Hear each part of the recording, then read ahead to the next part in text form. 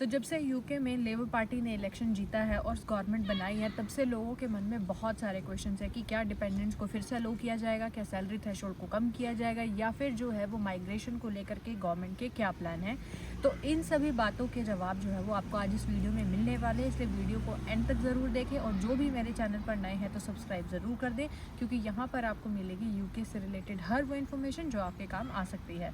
So without any further delay let's get into the video. So hello and welcome back to UK universe. तो जैसा कि आप सब लोग जानते हैं कि यूके इलेक्शंस का जो रिजल्ट है वो लेबर पार्टी ने जीता था। अब जो लेबर पार्टी है वो गवर्नमेंट रन कर रही है। इसके साथ ही बहुत सारे क्वेश्चंस भी आते हैं कि क्या मेजर चेंजेस जो है वो माइग्रेशन को लेकर के यूके गवर्नमेंट जो है वो करने वाली है। तो सबसे पहले अगर हम बात करें स्टडी वीज़ा को लेकर के, तो स्टडी वीज़ा में गवर्नमेंट ने इस पर अभी कोई भी चेंज करने से मना कर दिया है, यानी कि अभी भी जो डिपेंडेंट्स हैं वो स्टडी वीज़ा पर नहीं आ सकते।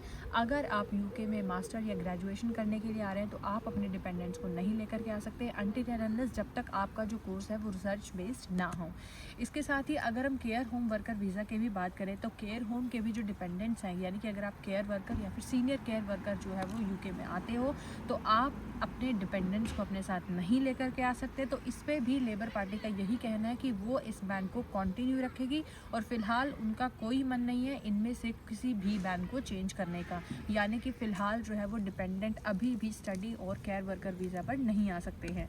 इसके बाद अगर हम बात करें स्किल्ड वर्कर की सैलरी थ्रेशोल्ड को लेकर के, तो स्किल्ड वर्कर की जो सैलरी थ्रेशोल्ड है करंटली वो 38,000 है, तो उसे भी अभी तक चेंज करने का प्लान नहीं है गवर्नमेंट का।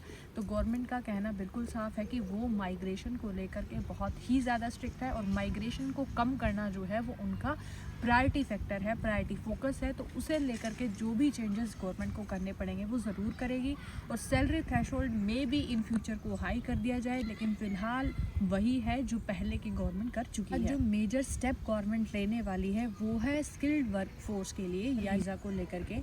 जब भी यहाँ पर आप किसी भी इंडस्ट्री में देखें तो जो वर्कफोर्स है, स्किल्ड वर्कर्स हैं, उनकी हमेशा कमी होती है और उस कमी को पूरा करने के लिए जो कंपनीज़ हैं वो फ़ॉरेन से जो है वो लोगों को लेती है। लेकिन अब यहाँ की गवर्नमेंट का कहना है कि माइग्रेशन इतना ज़्यादा बढ़ चुका है और ज़्यादा लोगों को अफोर्ड नहीं कर पा रही है कि वो यहाँ आए, इसीलिए उसको कम करने के लिए अब इस गवर्नमेंट ने एक नया तरीका निकाला है कि वो चाहती है कि यहाँ के जो लोग हैं वो उन्हें ट्रेनिंग दे और उन्हें ही इतना काबिल बनाए कि जो कंपनीज़ हैं उन्हें बाहर से लोगों को नहीं बुलाना पड़े, ताकि स्किल्ड वर्कर वीज़ा में भी जो है वो कमी ला सके।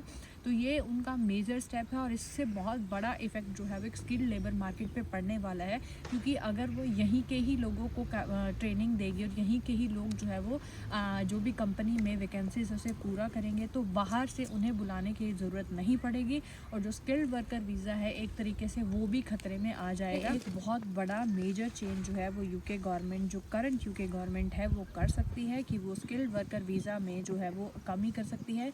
इसमें ज़्यादातर कंस्ट्रक्शन और आईटी की कंपनीज़ हैं, क्योंकि इन्हीं सेक्टर्स में बहुत ज़्यादा डिमांड रहती है जो भी लोगों को बाहर से बुलाया जाता है, क्योंकि यहाँ पर उन्हें जो है वो लेबर या वो जो स्किल्ड वर्कर है वो नहीं मिलते। तो इसीलिए वो ब्रिटिश पीपल को ही अब जो है वो ट्रेनिंग दे करके इतना बनाना चाहते हैं ताकि उन्हें बाहर से जो है वो लोगों को ना बुलाना पड़े। तो जैसे कि बाकी सब चीज़ों की तरह माइग्रेशन को कम करना जो है वो इस गवर्नमेंट का प्राइमरी फोकस है। ये जितने भी ज़रूरी स्टेप्स हो सकते हैं ये गवर्नमेंट माइग्रेशन को कम करने के लिए लेगी।